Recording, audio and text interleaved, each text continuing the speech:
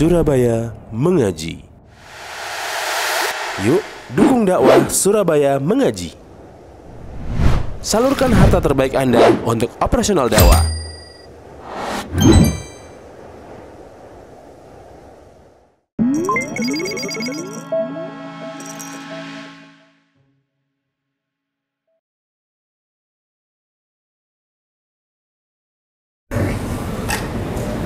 Innal hamdalillah nahmaduhu wa nasta'inuhu wa nastaghfiruh wa na'udzu billahi min shururi anfusina wa min sayyiati a'malina man yahdihillahu fala mudilla lahu wa man yudlil fala hadiya lahu wa ashhadu an la ilaha illallah wahdahu la sharika lahu wa ashhadu anna Muhammadan 'abduhu ورسوله يا أيها الذين آمنوا اتقوا الله حق تقاته ولا تموتن إلا وأنتم مسلمون يا أيها الناس اتقوا ربكم الذي خلقكم من نفس واحدة وخلق منها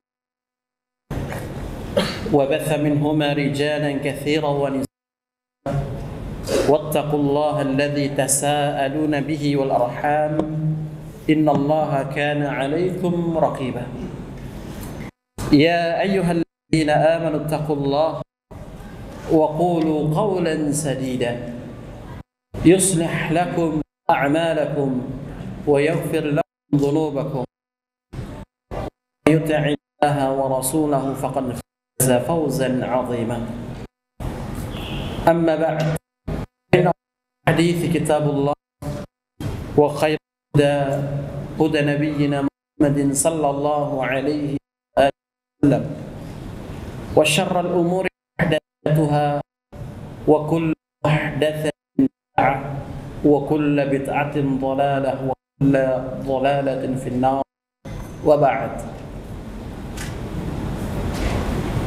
معاشر المسلمين والمسلمات إخوان الطلبة رحمني ورحمكم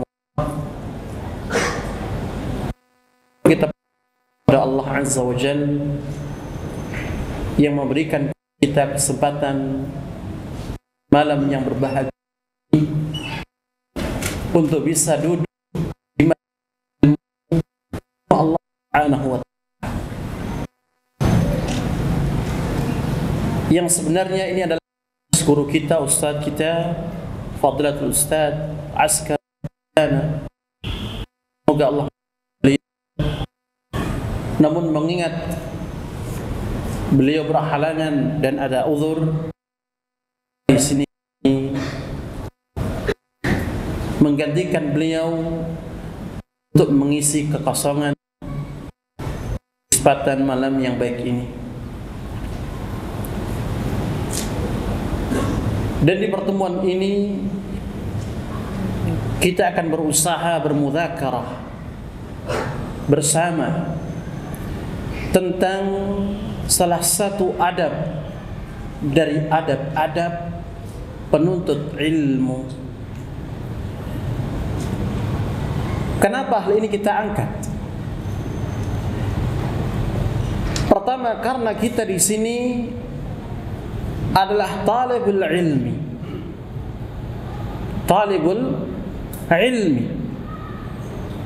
Kita belajar di ma'had ini dalam rangka untuk mempelajari agama kita, agama Islam, mempelajari akidah yang benar dan sunnah Nabi yang mulia sallallahu alaihi wa alihi wasallam. Dan terlebih dari itu adalah kita mempelajari sebuah kunci yang bisa membawa kita untuk meluaskan keilmuan kita di dalam mendalami ilmu din ini, sama untuk bisa menguasainya. Namun dalam perjalanan kita di dalam mengarungi waktu ini 4 tahun lamanya, terkadang kita lalai dari adab-adab menuntut ilmu.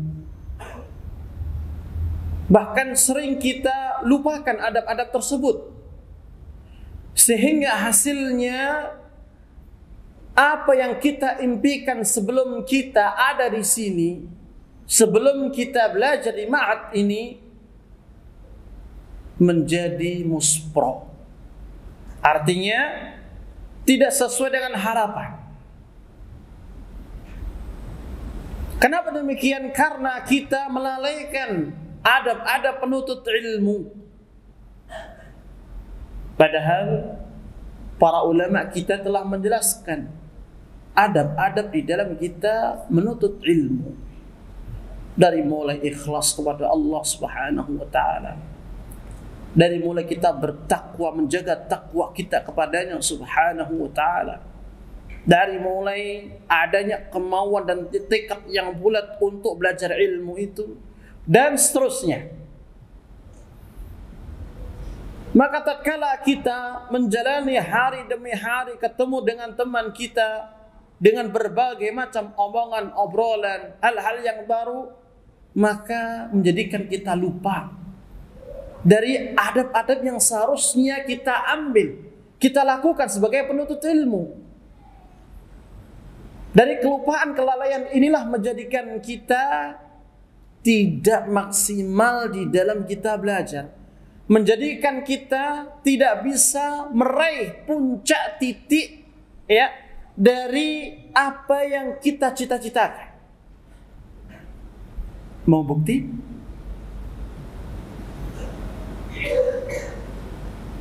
Sekarang bisa kita lihat teman kita, mahasiswa kita yang sudah di semester atas. Coba kita dengarkan bahasanya dia seperti apa. Apakah ada perubahan selama 4 tahun? Ataukah sama ketika dia masih berada di pondok di jenjang SMA? Terlebih lagi ketika sidang skripsi, bagaimana bahasanya? Hancur. Kenapa ini bisa terjadi, ikhwah? Kita kembali karena kita lalai. Kita lupa dari berjalan di atas adab-adab sebagai penuntut ilmu. Kita belajar bahasa Arab, SD sudah dipondokin, SMP masuk pondok lagi, SMA dipondokin lagi, kan begitu. Berapa tahun itu? 9 tahun. 9 tahun kita belajar bahasa Arab, seharusnya kita ngomongnya sama seperti orang Arab. Ngomong terus tidak ada komanya, saking fasihnya. Namun ternyata kita kebanyakan koma. Mada? Ditambah lagi 4 tahun di sini, ternyata hasilnya pun juga sama. Kan begitu. Jangan tertawa teman-teman ini. Nanti buktikan kalau sedang skripsi nanti. Kita catat nama-nama tertawa ini. Kembali lagi, kenapa demikian? Karena kita lupa dari berjalan di atas rambu-rambu sebagai penuntut ilmu. Makanya di sini kita ayo mudzakarah bersama. Salah satu saja dari adab-adab menuntut ilmu, agar kita kembali ke jalan yang benar, ya, agar kita kembali bisa memaksimalkan waktu dan kesempatan kita, ya, secara optimal untuk benar-benar belajar, ya. Jangan casingnya aja kita belajar, ya, berangkat pagi, ya kan, nanti siang pulang, habis itu udah ada target yang harus kita capai selama kita belajar. Padahal ikhwah, kita bersyukur sebenarnya ketika kita berada di masa-masa muda, masa-masa puncaknya kekuatan kita, kekuatan di dalam kita belajar, kekuatan di dalam kita menahan berbagai macam serangan tugas, kan begitu ya? Dari Ustadz A, Ustadz B, tugas, tapi kita mampu bertahan karena muda. Kita mampu untuk begadang sampai jam 11, jam 12, jam 1, jam 2. Sisanya ngobrol, subuhnya lewat. Dan kita dibiayai sama orang tua. Kita belum ada keluarga, anak dan istri. Kita belum kepikiran bayar listrik, bayar rumah kalau kontrak, bayar air, PDAM, ya, tanggungan anak sekolah ini dan itu. Ini yang harus kita syukuri seharusnya.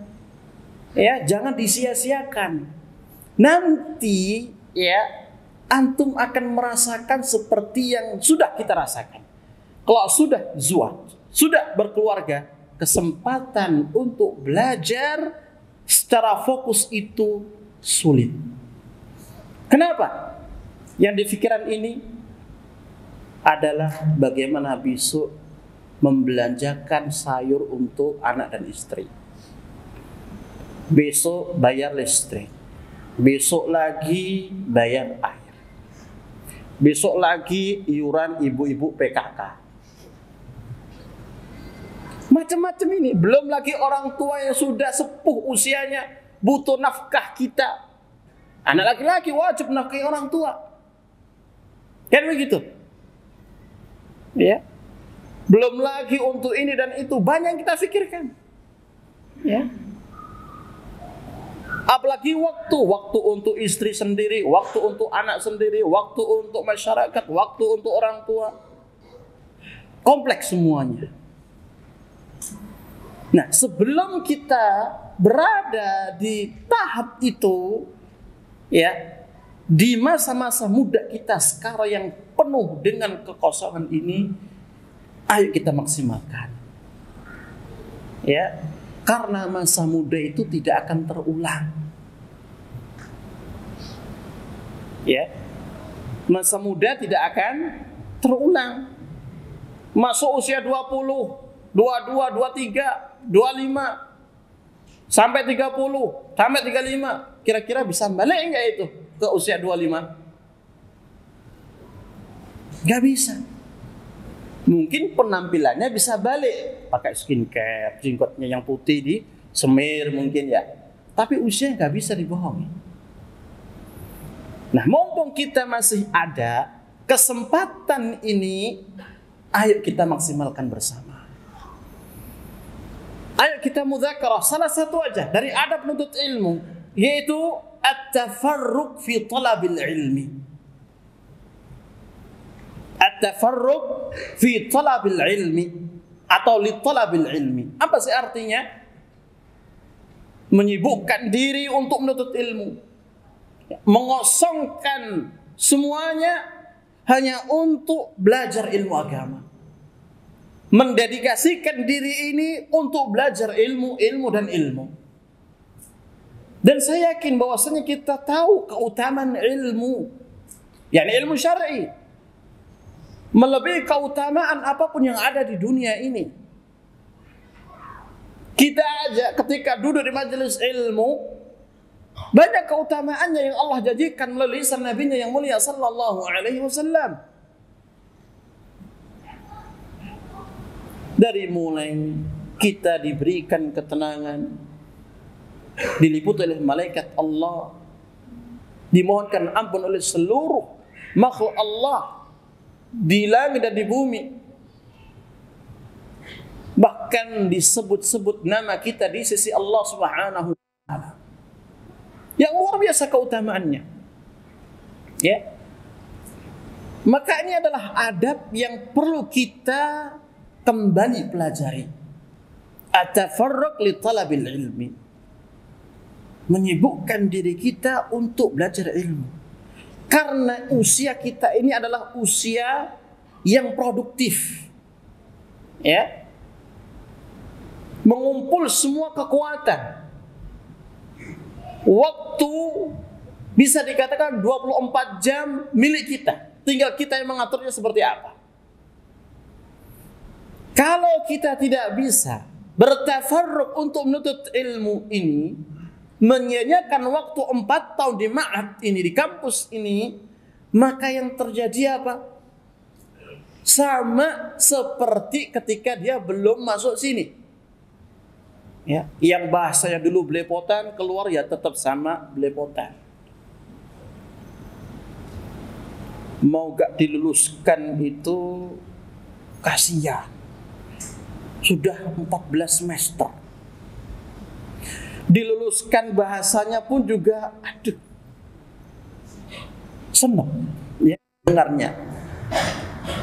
Maka sebelum kita melihat hal ini, ayo kita mengevaluasi diri kita. Sejauh mana sih kita menyibukkan diri kita untuk belajar ilmu ini? Sejauh mana sih kita menempa diri kita untuk menguasai bahasa Arab ini? Dari mulai lisannya, ngomongnya seperti apa. Kan begitu. Dari mulai qiraahnya, jalan gak nih nahwu sarafnya. Dari mulai kitabahnya, ya, bisa dibaca enggak ini? Ya, apalagi UTS kemarin kita lihat jawabannya, subhanallah. Terlalu istiqamah tulisannya. Lurus semua, tidak ada bengkak-bengkok atas bawahnya. Ya, sulit dibaca. Apa bedanya hak sama tak ini? Tidak ada bedanya sama sekali. Saking istiqomahnya kalau dia nulis. Paham ya maksudnya? Nah ini jangan sampai. Ya, sejauh mana kita menyibukkan diri kita untuk belajar, dan belajar. Ini yang harus kita evaluasi.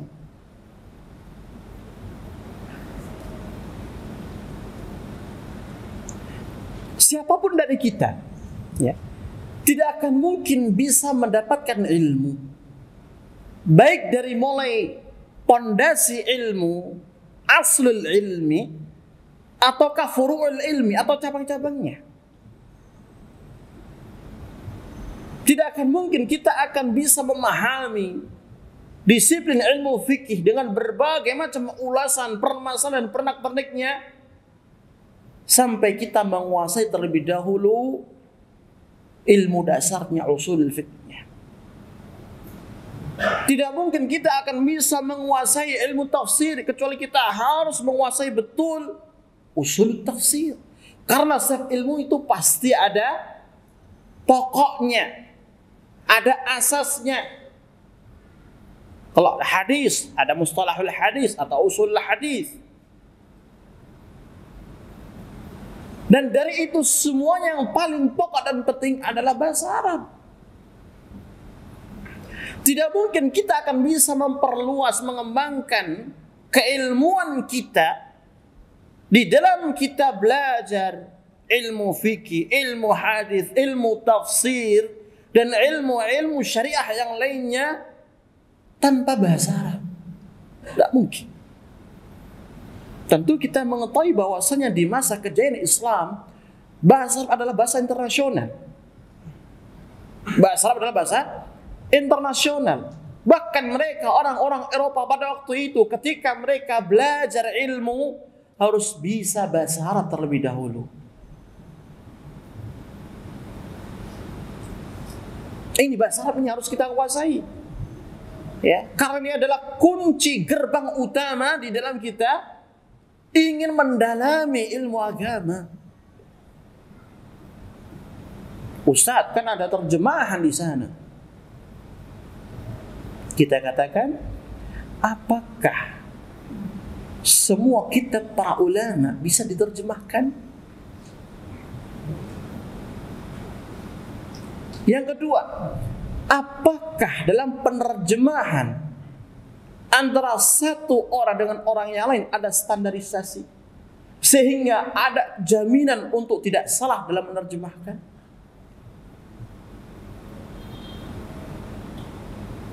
Yang ketiga, ya, apakah ya setiap buku-buku terjemah itu bisa dan mudah diakses oleh semua kalangan atau harus beli setiap keluar buku terjemah?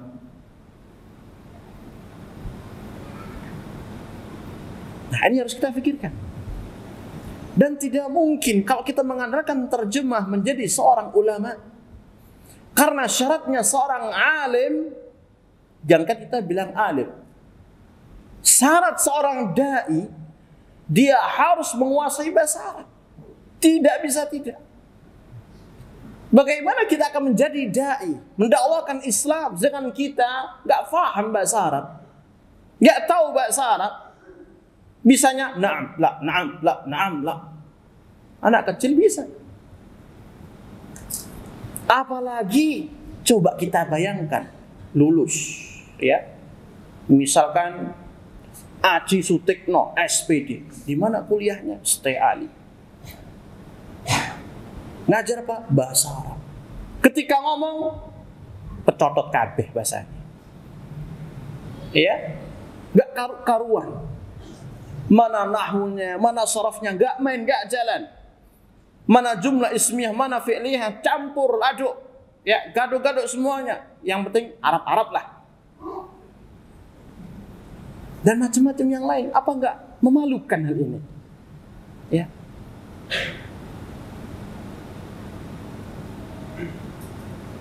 Syarat seorang dai itu harus bisa bahasa Arab. Harus bisa. Baca kitab harus bisa. Mendengar baik itu dari sisi percakapan secara langsung atau mendengar dari muhadharah para ahli ilmu, para masyayikh, itu pun juga harus bisa. Menulis pun juga harus bisa.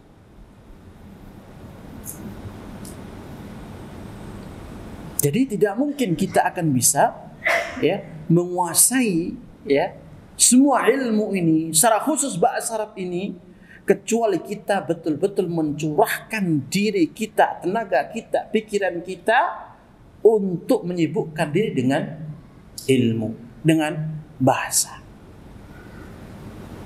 Di kita ada asrama, alhamdulillah, ada aturannya, wajib bahasa Arab. Ya? Sampai ada tulisan apa itu? Al-mantiqah natiqah bil Arabiyyah, kan begitu.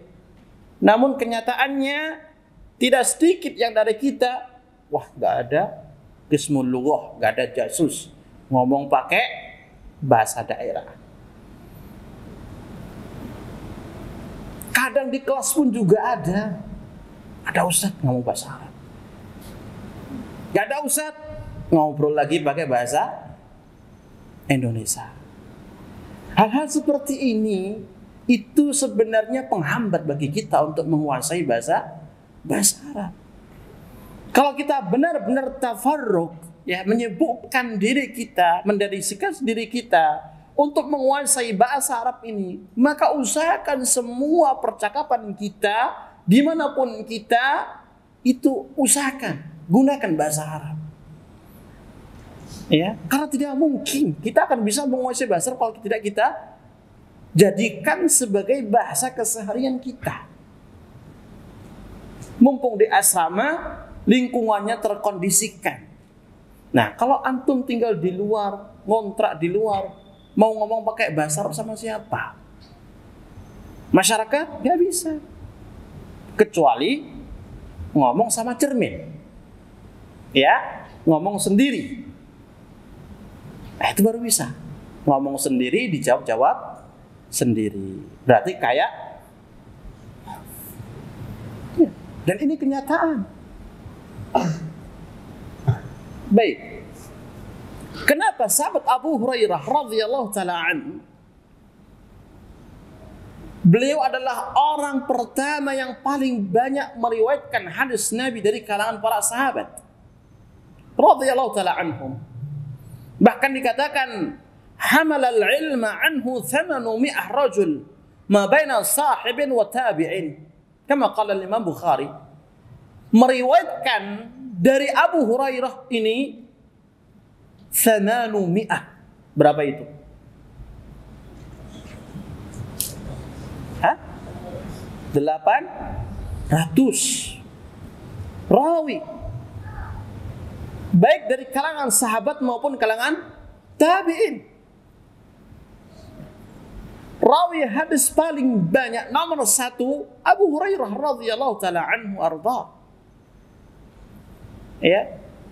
Hafidha min sunnatin Nabi sallallahu alaihi wasallam ma lam yahfazhu ghairuhu. Orang yang paling banyak menghafal hadis-hadis Nabi yang tidak dijumpai oleh sahabat yang lainnya.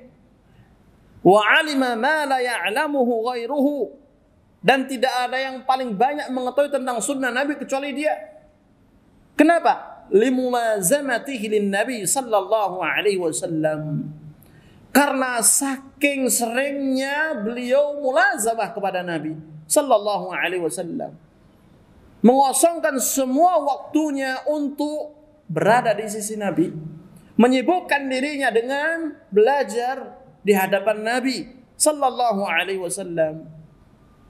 Bainama kana ba'du as-sahabati mashghulina fi as-safaqi bil aswaq, yang mana pada waktu itu rata-rata mereka para sahabat itu sibuk dengan jual beli di pasar. Abu Hurairah tidak. Ya. Selama dia cukup untuk menegakkan tulangnya dan juga bisa mencukupi kebutuhan perutnya, dia mencukupkan di situ, sisanya untuk belajar. Dan seperti itulah jalannya para ulama kita. Jalannya para ulama kita. Kita ambil contoh seperti Syekhul Imam Al-Albani rahimahullahu ta'ala. Beliau adalah seorang tukang servis arloji. Kan begitu kalau kita membaca biografi beliau.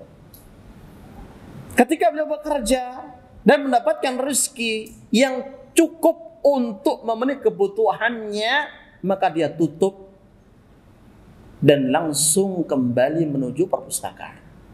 Belajar. Ya. Kebanyakan waktunya digunakan untuk belajar.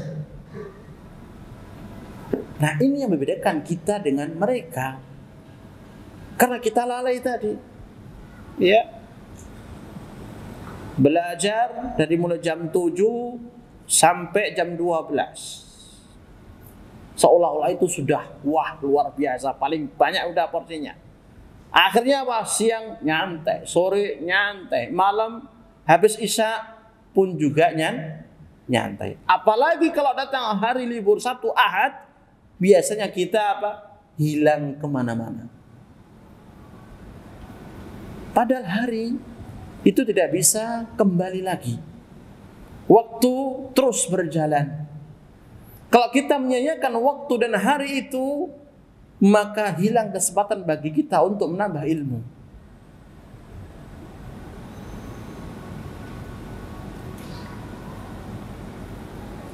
Berapa jam kita belajar selain kita belajar di kelas? Sore adakah yang belajar di antara kita? Ada Ustaz. Berapa persen dari semuanya? Tidak akan mungkin bisa 100%. Baik, malam. Berapa persen yang belajar? Semuanya, alhamdulillah. Berapa lama dia belajar? 1 jam, 2 jam? Mentok. 2 jam, mentok. Kan begitu. Atau 3 jam? Mentok. Setelah itu dikemanakan waktu itu? Dipungkiri atau tidak, ya, secara tanpa kita sadari, kita banyak terlelap dengan handphone kita, dengan obrolan dengan teman kita, dan berbagai macam hal-hal yang kurang ada manfaatnya. Sehingga tanpa terasa waktu berjalan begitu cepat dan kemampuan kita tidak terupgrade. Siapa di antara teman-teman kemarin yang dapat nilai bagus ujian nahwu sharafnya? Ada? Siapa di antara teman-teman kemarin yang dapat nilai bagus ujian takbirnya? Ujian qiraahnya? Coba ini kita jadikan sebagai bahan evaluasi bagi kita, untuk melihat seberapa besar kemampuan kita di dalam menguasai bahasa.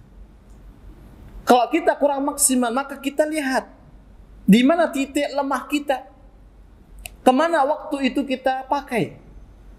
Apakah kita betul-betul menyibukkan diri dengan ilmu, ataukah kita kebanyakan menyibukkan dengan hal-hal yang tidak ada manfaatnya.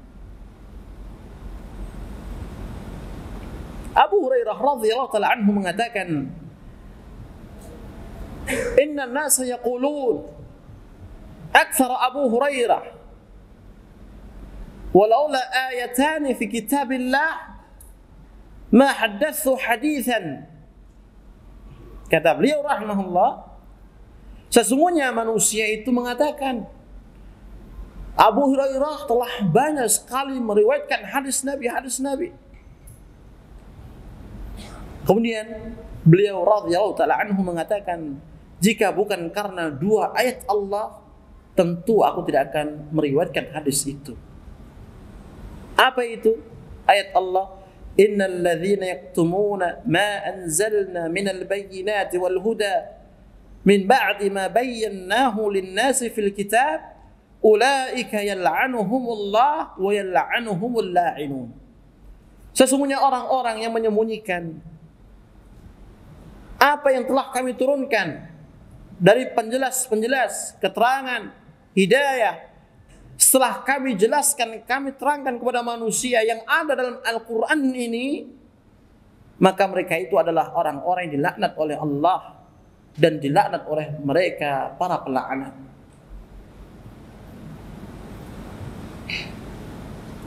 Abu Hurairah mengingat ayat ini, sehingga saking besar takutnya kepada Allah Subhanahu wa taala, dia menyampaikan semua ilmu yang ia punya, yang ia dapatkan. Sampai-sampai manusia pada waktu itu mengatakan Abu Hurairah paling banyak meriwayatkan hadis. Padahal Abu Hurairah kurang suka kalau dikatakan demikian, karena ini akan bisa meracuni hatinya. Akan muncul benih-benih riya. Tapi Abu Hurairah melihat ada ayat yang mengancam demikian, maka tidak mungkin saya akan tidak menyampaikan, pasti saya sampaikan. Sehingga apa yang terjadi adalah beliau Abu Hurairah radhiyallahu taala anhu orang pertama, orang yang paling banyak meriwayatkan hadis Nabi yang mulia sallallahu alaihi wa alihi wasallam. Kemudian dia mengatakan, wa inna ikhwanana minal muhajirin syaghalahum as-safqu fil aswaq. Dan saudara-saudara kita dari kalangan orang-orang muhajirin, maka mereka disibukkan dengan jual beli di pasar. Orang muhajirin adalah orang-orang Makkah. Kalau kita melihat historinya, ya, mereka rata-rata pedagang. Dan jiwa mereka adalah jiwa apa? Niaga, perdagangan. Buktinya kita baca surat Quraisy, li'ilafi Quraisy, ilafihim rihlat asy-syita'i was-shayf, ila akhir surah. Ya. Sehingga ketika mereka berada di kota Madinah, maka mereka pun menyibukkan dirinya dengan jual beli di pasar. Hal ini bukan tercela karena mereka memang memiliki tanggung jawab untuk menafkahi diri dan keluarganya. Namun sekali lagi beda dengan sahabat Abu Hurairah yang dia itu bersabar di atas kekurangannya dan merasa qanaah dengan kecukupan yang ada pada dirinya, sehingga kebanyakan waktu dia curahkan untuk bermulazamah kepada Nabi yang mulia sallallahu alaihi wa alihi wasallam. Wa inna ikhwanana min al-ansari kana yushghiluhum al-amalu fi amwalihim.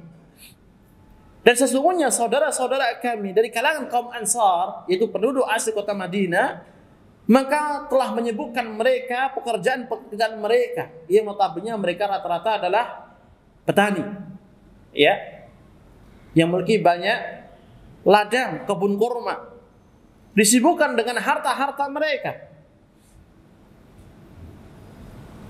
Wa inna Aba Hurairah kana yulzimu Rasulullah sallallahu alaihi wasallam bi syab'i batnihi wa yahduru ma la yahdurun wa yahfadhu ma la yahfadhun. Dan sesungguhnya bahwasanya Abu Hurairah radhiyallahu taala anhu selalu bermulazamah kepada Nabi yang mulia sallallahu alaihi wasallam dengan bekal kecukupan yang ada pada perutnya, dan dia datang hadir di majlis beliau yang kebanyakan para sahabatnya tidak hadir dan dia menghafal apa yang tidak mereka hafal. Karena sahabat Abu Hurairah ini benar-benar mencurahkan waktu, tenaga kepada ilmu, belajar di hadapan Nabi yang mulia sallallahu alaihi wa alihi wasallam. Tafarruq, ya, menyibukkan diri dengan ilmu. Bahkan Malik bin Huwairits, ya, radhiyallahu anhu, jaa ila Nabi sallallahu alaihi wasallam, pernah datang kepada Nabi yang mulia sallallahu alaihi wasallam, mutafarrigan ba'da an taraka al-ahla li talabil ilmi. Dia datang kepada Nabi dengan mendedikasikan dirinya, menyibukkan dirinya untuk belajar kepada Nabi setelah meninggalkan keluarganya li talabil ilmi, untuk menuntut ilmu. Para sahabat demikian ketika mereka belajar ilmu sampai meninggalkan keluarga mereka, ya, berhari-hari, berminggu-minggu, ya. Bahkan dalam riwayat yang lain disampaikan, ya, ataitun nabiyya sallallahu alaihi wasallam fi nafar min qaumi fa aqamna 'indahu 20 lailah. Aku pernah, kata Malik bin Huwairits, ya, datang kepada Nabi yang mulia sallallahu alaihi wasallam dalam satu rombongan dari kaumku, dan kita bermukim di Madinah, belajar kepada Nabi tentang Islam ini selama 20 malam. Wa kana rahiman rafiqa, dan adalah Nabi yang mulia sallallahu alaihi wasallam orang yang begitu penyayang, ya, begitu lembutnya. Falamma ra'a syauqana ila ahalina qala sallallahu alaihi wasallam, maka tatkala beliau mendapati adanya kerinduan yang ada pada diri kami kepada keluarga-keluarga kami ini, beliau mengatakan, irji'u, pulanglah kalian, faqulu fihim, maka tinggallah kamu bersama keluarga kalian, wa'allimuhum, dan ajarkan kepada mereka Islam ini, wasallu bihim, dan salatlah dengan mereka. Para sahabat radhiyallahu ta'ala anhum jami'an adalah contoh terbaik bagi kita di dalam kita menimba ilmu. Sebagaimana akidah, manhaj kita harus kita kiblatkan kepada manhaj dan akidah para sahabat, dan di dalam memahami agama Islam, maka demikian pula hal ini di dalam kita belajar. Hendaknya kita mengambil qudwah dari mereka para sahabat, ya. Abu Hurairah, Malik bin Huwairits, atau bahkan dari kalangan muhajirin dan ansarnya, walaupun mereka juga tersibukkan dengan mencari nafkah di pasar jual beli, namun mereka tidak melewatkan dari majlis-majlis Nabi yang mulia sallallahu alaihi wasallam. Kita tidak. Ada di antara kita yang sudah tahu waktunya majlis ilmu ba'da maghrib, ada yang hilang. Habis subuh pun juga ada yang hilang, gak hadir. Dari mana dia akan dapat ilmu? Ya. Terlebih dari itu adalah keberkahan ilmu itu sendiri. Ilmu yang berkah itu tatkala seorang itu belajar dari gurunya. Kenapa demikian?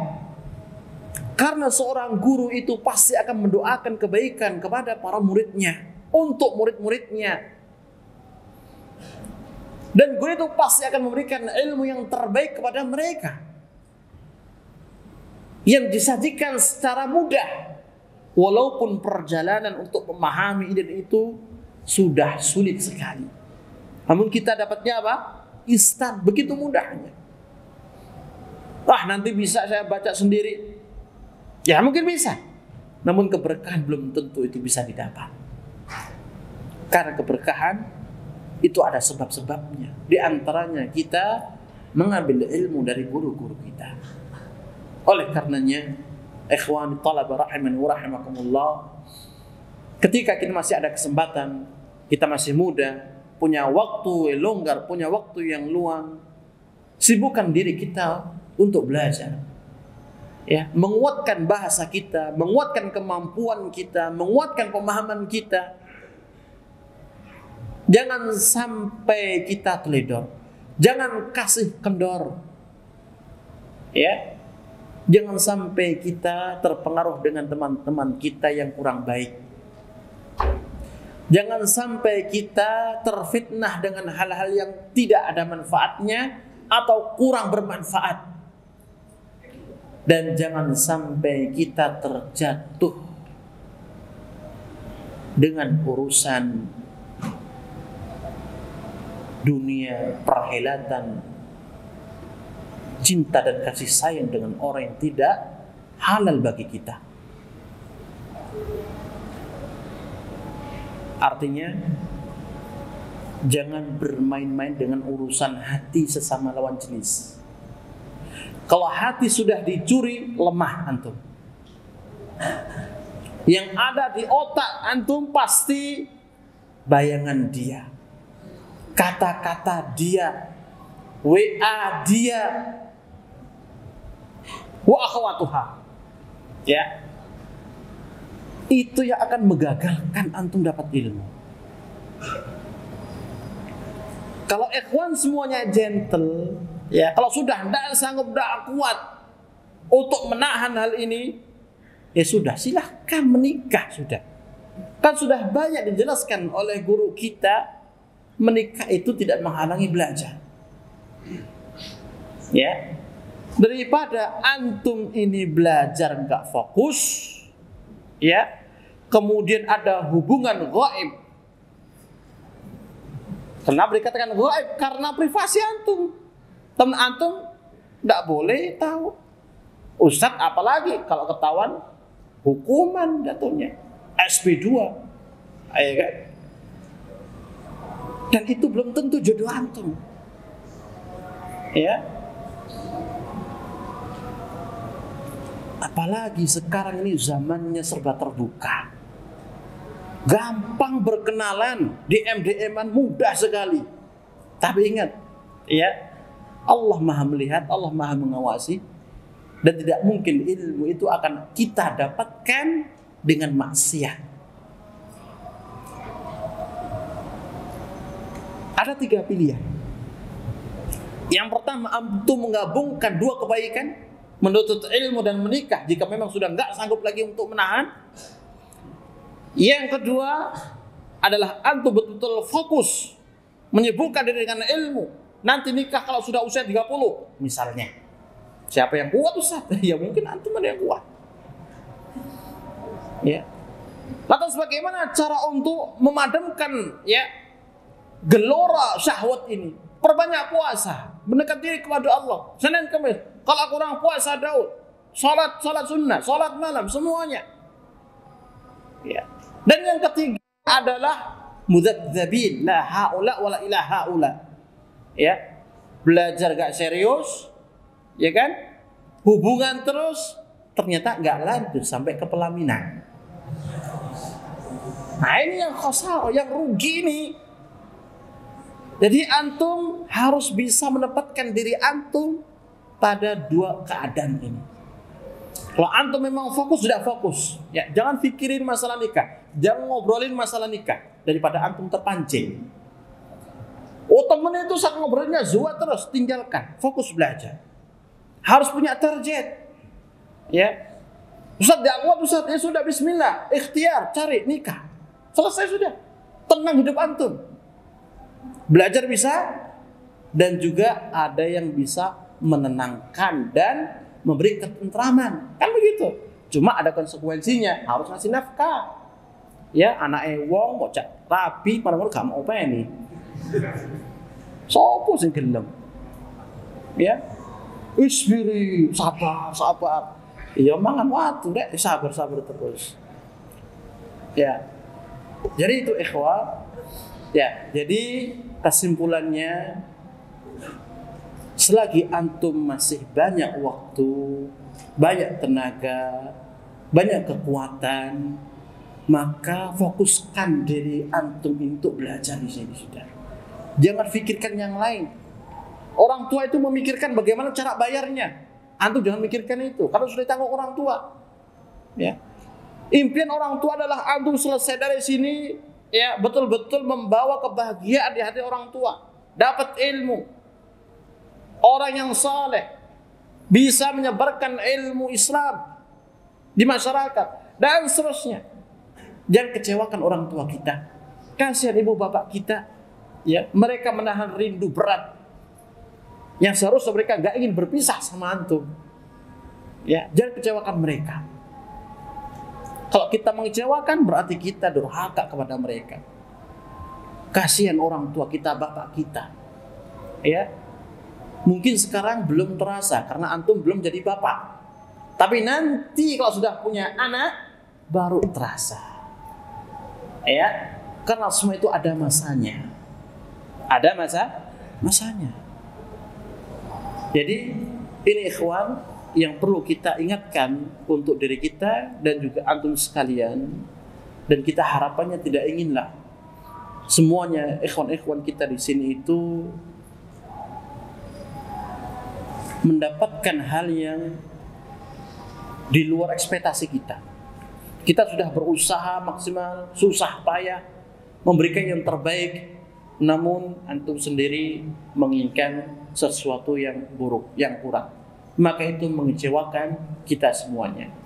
Oleh karena itu, ya, ketika antum ada di asrama, masih belajar di sini, gunakan seluruh waktu antum untuk belajar, tafarruq lil ilmi. Ya, sibukkan diri dengan ilmu. Dan ingat, seperti kita sampaikan, bahwasannya tidak mungkin kita akan dapat ilmu kecuali kita berjalan di atas adab-adab penuntut ilmu. Demikian, semoga bermanfaat. Wa akhiru da'wana alhamdulillahirabbil alamin. Ini ada pertanyaan? Dijawab enggak ini? Azan dulu. Silakan.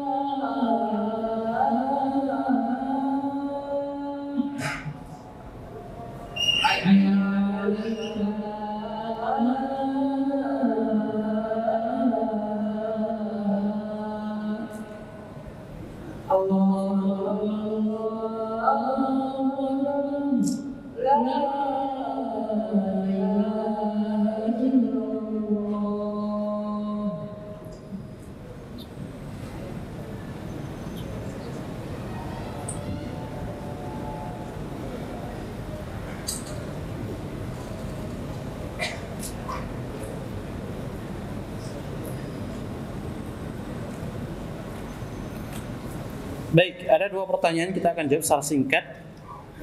Yang pertama, Ustaz tolong beri nasihat kepada sebagian kami yang sering bermudah-mudah masbuk dalam salat berjamaah, bahkan bersantai-santai walau iqamah telah berkumandang. Baik, kondisi seperti ini di antara sebabnya adalah dia belum mengetahui, belum mengenal, belum memahami terhadap zat yang telah memanggil dia untuk beribadah, Allah Subhanahu wa taala. Kalau dia sudah memahami dan mengenal Allah Subhanahu wa taala sebenar-benarnya, maka pasti dia akan meninggalkan selain apa yang Allah serukan. Sesibuk apapun, ya, sepenting apapun pekerjaan yang dia lakukan, ketika Allah Subhanahu wa taala memanggil melalui azan dikumandangkan untuk beribadah salat kepadanya, maka dia harus meninggalkan dan melakukannya. Yang kedua, dia juga tidak mengetahui kedudukan salat di sisi Allah Subhanahu wa taala. Kalau dia mengetahui betapa agungnya salat di sisi Allah, niscaya dia akan bergegas. Dan salat adalah amalan pertama yang nanti akan dihisab oleh Allah Subhanahu wa taala. Yang ketiga, dia tidak mengetahui akan keutamaan orang yang datang pertama mengisi saf pertama di belakang imam, dan keutamaan yang ia dapatkan ketika menunggu iqamah di barisan saf terdepan. Kalau dia mengetahui hal-hal tersebut, niscaya dia akan bisa meninggalkan semua yang menyibukkan dirinya dari panggilan Allah Subhanahu wa taala. Terlebih ketika dikatakan Allahu Akbar, Allahu Akbar, Allah Maha Besar. Tidak ada yang jauh lebih besar daripada Allah Subhanahu wa taala. Tidak ada yang lebih agung daripada ibadah yang Allah serukan, yaitu salat. Tidak ada yang lebih besar urusan apapun kecuali ibadah salat ini. Kalau kita memahami dengan sebenar-benarnya masalah ini, pasti kita akan meninggalkan apa yang menyibukkan kita, apa yang menghambat kita dari bersegeranya kita datang menuju rumah Allah Subhanahu wa taala. Namun itulah manusia. Ketika dia lalai, maka disitulah letaknya dia tergoda dengan bujuk rayuan syaitan. Baik syaitannya dari kalangan jin yang membisik-bisikkan ke dalam hatinya, atau dari kalangan manusia. Engkau aja sih, turun komat, nyantai sih, kan begitu? Paham gak bisa jawab ini? Nyantai aja, nanti dulu belum komat, nanti kalau komat kita jalan bareng-bareng, begitu. Nah, tinggalkan hal-hal seperti ini. Ya, kita ketika mendengar azan, ya, ingatlah kalau kita ini butuh ampunan, butuh rahmat Allah. Kita ini butuh dihapuskannya dosa dan kesalahan kita. Setiap langkah kaki kita menuju rumah Allah Subhanahu wa taala, maka disitulah letak kebaikannya, rahmat Allah. Diangkatnya derajat kita, dihapuskannya dosa-dosa kita. Ya. Maka hal-hal seperti ini hendaknya betul-betul kita fahami dengan hati kita. Ya. Bukan sebatas teori yang kita ketahui. Karena hakikat ilmu yang memiliki ruh dan keberkahan dalam diri seseorang adalah mengajak dia untuk memperbaiki dirinya. Komat. Baik. Satu lagi, ya. Afwan Ustaz, mohon nasihat untuk teman-teman yang susah untuk meninggalkan perkataan kotor dan masih suka nyanyi-nyanyian. Ingat hadis Nabi yang mulia sallallahu alaihi wasallam kepada sahabat Mu'adz bin Jabal untuk menjaga lisannya. Kenapa? Karena kebanyakan penghuni neraka itu adalah orang-orang yang tidak mampu menjaga lisannya. Karena setiap ucapan, perkataan keluar dari lisan dicatat oleh malaikat Allah Subhanahu wa taala. Ma yalfidhu min qaulin illa ladaihi raqibun atid. Tidak terucap satu pun lafaz kecuali pasti telah ditulis oleh malaikat Allah Subhanahu wa taala. Terkait dengan nyanyi-nyanyian, ya. Bisa jadi dia belum tahu hukumnya. Maka kita kasih tahu. Jika sudah tahu hukumnya namun masih melanggar, maka ini menunjukkan kebiasaan dia yang suka dengar nyanyi-nyanyian. Karena kalau dia banyak mendengar nyanyi-nyanyian, pasti akan terbawa di alam bawah sadar dan dia pun akan berusaha menirukan, menindangkan di setiap kesempatan yang mudah baginya. Lihat sebagian masyarakat kita yang biasa dengar nyanyi-nyanyian kan gitu.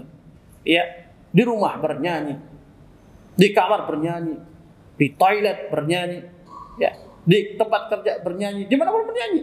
Kenapa? Karena terngiang-ngiang terus apa yang ia dengar. Apalagi kalau itu nyanyian favorit dia. Taubatnya seperti zikir pagi petang yang terus ia lakukan.